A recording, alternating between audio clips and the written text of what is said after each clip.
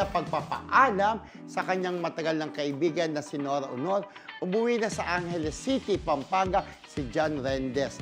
Kasama ni John si Nora sa ospital nang makonfine ito at bagamat hindi siya nasa loob ng kwarto nang pumanaw ang superstar. Nagpayag siya ng labis sa pagkalungkot sa pagkawala ng kanyang kaibigan. Sa uling pagpapaalam, lumuhod si John sa tabi ng hukay ni Nora at humagulgol.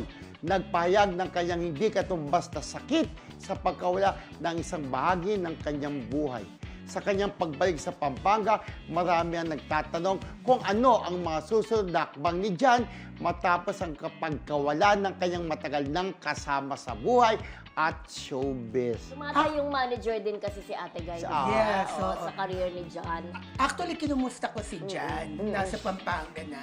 Ang sabi niya sa akin, tuloy ang buhay, kakayanin natin ito, sabi niya. Ano nga. Pero yung nakakatawa na parang nung actually, nung mailibing na si Ate Guy, nandun lang siya sa gilid sa libingin ng mga bayani. Tapos lumapad niya sa punto, humagulgol ng iyak. Talagang mahal na mahal niya si Ate Guy bilang kanyang best friend, di ba? Oh, at kung nakikita At naman, manager. at kung nakikita natin na may mga post siya tungkol kay Ate Girl, siyempre, Oo. 30 years, di ba, Yes, na nakasama niya. Kaya hindi natin talaga maiiwasan na hanggang ngayon, nagdadalamhati pa rin siya. Parang di ba, 30 years na kasama mo isang tao, tapos sa isang iglap, hindi mo na makakasama na forever.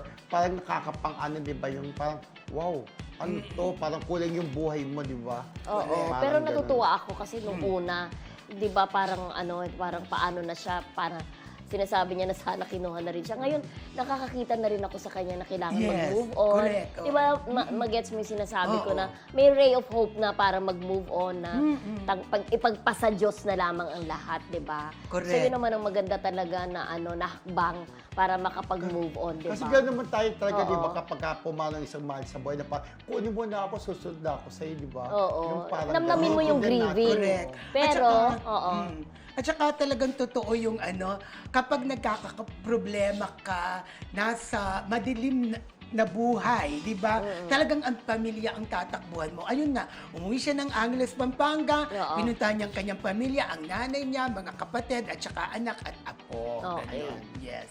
okay, yes. Tuloy ang buhay para sa Yes, isang sabi nga ganun. niya Yes. tuloy.